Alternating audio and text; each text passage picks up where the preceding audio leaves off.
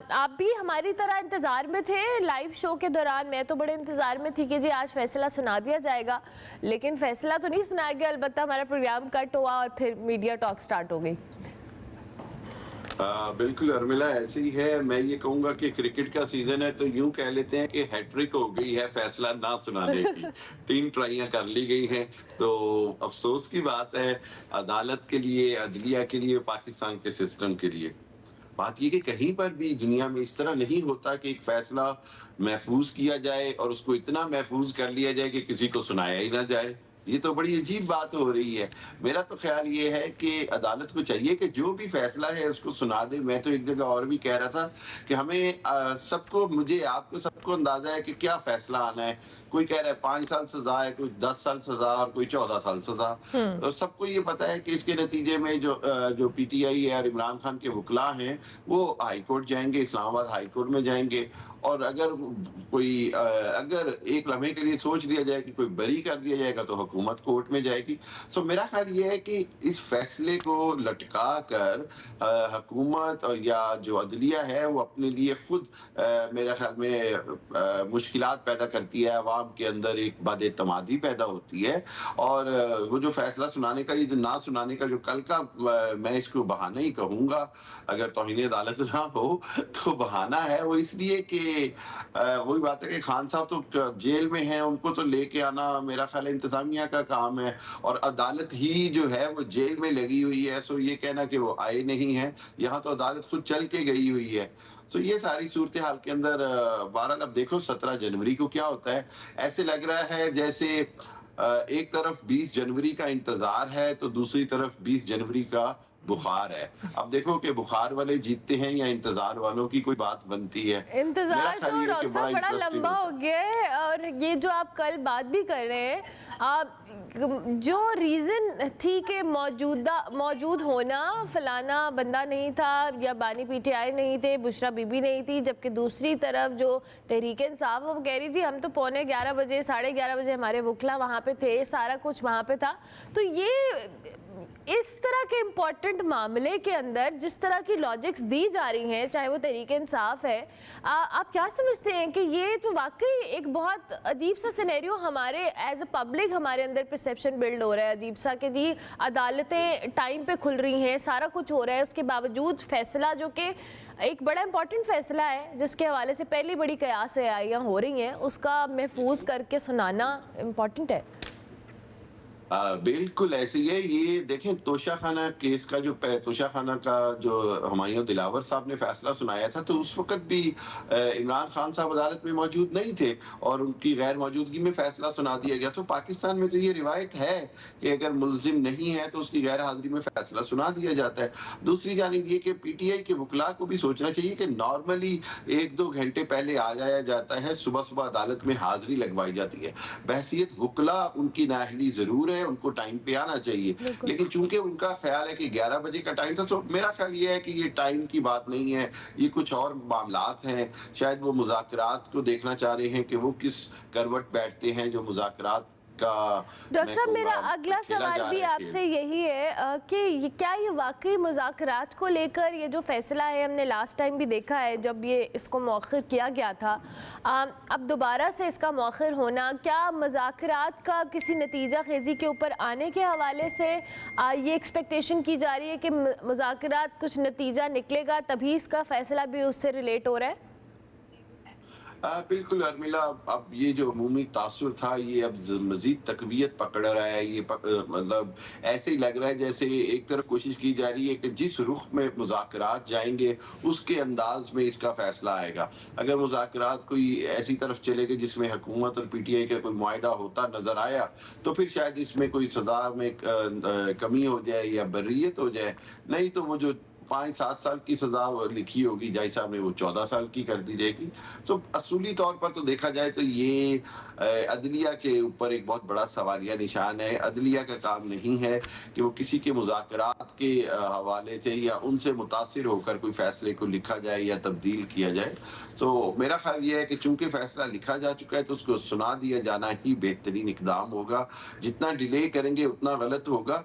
English में वो कहते हैं ना, justice delayed and justice denied. तो तो ये इसी तरह लग रहा है जैसे जैसा भी इंसाफ है, जो भी है, ये कर लें ताकि मामलात जो है वो आगे की तरफ जाएं। मेरा ख्याल है कि खान साहब भी यही चाहते हैं और पब्लिक भी यही चाहती है, या और अगर हुकूमत बेहतर है कि उसको फैसला जल्दी आने दें। अच्छा डॉक्टर साहब, आपने भी खुद भी बात की कि जितना जल्दी हो फैसला सुना देना ही बेहतरी है। जाहिर है अब फिर हम ये जो मुख्तलिफ कयास राइयाँ सोशल मीडिया के ऊपर देख रहे हैं, जिसमें बाबर अवान साहब ने भी कहा है कि जी नजूमी ऐलानात कर रहे हैं सज़ा को लेकर, तो वाकई आपको लगता है कि ये जो सोशल मीडिया के ऊपर एक प्रॉपर कैंपेन चल पड़ी है जी, कि आधे से ज़्यादा लोगों को शायद फैसला पहले पता है, या सिर्फ ये एक मार्केटिंग स्ट्रैटेजी है अपनी? वो कल हमारे बड़े मेरे टीचर हैं, वो कल यही कह रहे थे कि अपनी दुकान का चमकाने के लिए या उसकी पब्लिश करने के लिए उसको इस तरह के इकदाम किए जाते हैं सोशल मीडिया के ऊपर। देखिए अर्मिला, इससे तो इनकार नहीं है कि जब से सोशल मीडिया एक्टिव हुआ है, इतना ज्यादा पाकिस्तान में सबसे ज्यादा जो यहाँ पर सोशल मीडिया पर बिक रहा है वो झूठा फॉल्स नैरेटिव या मैं कहूँगा परसेप्शन बिल्डिंग है। तो उसका नुकसान यही होता है कि कोई भी चीज जो क्लियर ना हो उसके ऊपर अपने अपने अंदाज से खबर बना ली जाती है। मैं नहीं समझता कि किसी के पास भी कोई इस वक्त डायरेक्ट कोई सोर्स है या डायरेक्ट कोई किसी को पता है कि क्या फैसला आएगा। कोई नजूमी ऐसा नहीं है, कोई बाजीगर ऐसा नहीं है। फैसल वाडा साहब भी नहीं है डॉक्टर साहब। आप बिल्कुल सही कह रहे हो, बिल्कुल सही कह रहे हो। और मतलब अगर फैसल वाडा साहब नहीं कुछ बता रहे तो समझो कि फिर अभी जो फैसला है वो कहीं पक्का फाइनल नहीं लिखा गया। सही कह रहे हो आप। लेकिन ये कि यही वो बात है जो मुझे परेशान करती है कि किसी की भी रसाई इस अंदाज में नहीं होनी चाहिए कि वो बता सके कि अदलिया ने क्या फैसला किया है, क्योंकि ये कानून जो है वो मैं समझता हूँ कि ये उसके साथ खिलवाड़ है। कानून जो है वो सबके लिए एक जैसा होना चाहिए और फैसला जो है वो अपने वक्त पर आ जाए तो वो अच्छा फैसला होता है। इस तरह करके उसका नुकसान ये है कि पब्लिक के अंदर जो है वो बददिली फैल रही है, कंफ्यूजन फैल रहा है, और इस कंफ्यूजन का जो फायदा है वो फेक न्यूज की शक्ल में और फॉल्स प्रोपेगेंडा की शक्ल में हमें सोशल मीडिया पे नजर आ रहा है। You so right. लेकिन फैसल वाडा साहब कह रहे हैं कि पीटीआई को सरप्राइज मिलेगा और आवाम की फलाह बहबूद का कोई काम होगा। अब ये इशारा उनका किस तरफ है, इस फैसले की तरफ है डॉक्टर साहब, या किसी इन जनरल सिनेरियो में वो बात करें? लेकिन बहुत सारे सहाफ़ी तो ये कहते हैं कि फैसल वाडा साहब के सोर्सेज अब उतने ऑथेंटिक नहीं रहे, वो बस अब रेलिवेंट रहने की कोशिश करते हैं।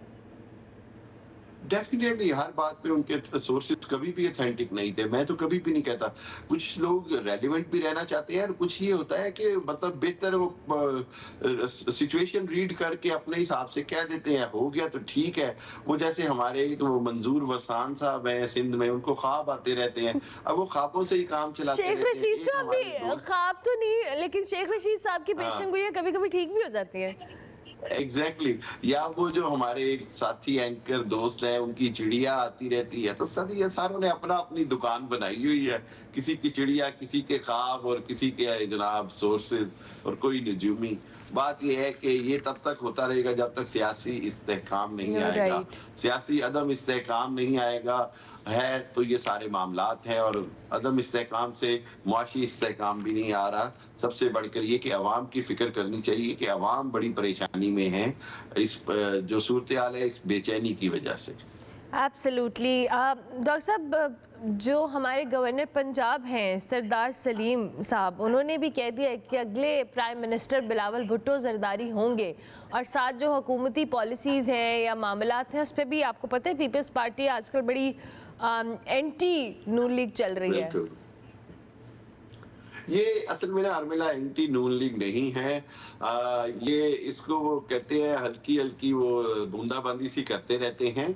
गवर्नर पंजाब से कुछ वीक पहले मेरी अपनी मुलाकात हुई और वहां पर वो हमारे साथ भी यही शिकवे कर रहे थे कि जी मरियम नवाज बहसीयत वजीर आला भी मुझसे उस तरह राब्ते में नहीं है। मैं पंजाब का एडमिनिस्ट्रेटिव गवर्नर हूँ और मुझे जो है वो ना तो उस अंदाज में रिस्पेक्ट दी जा रही है, ना मेरी बात सुनी जा रही है, ना मुझे इख्तियारात दिए गए हैं।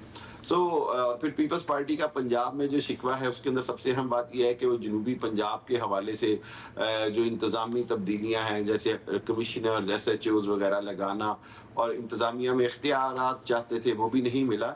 लेकिन मसला ये कि मुस्लिम लीग नून भी किसी भी हालत में पंजाब के अंदर पीपल्स पार्टी को अगर काम करने देगी या गुंजाइश देगी तो अगले इलेक्शन में तो फिर खुद मुस्लिम लीग नून को बहुत नुकसान होगा।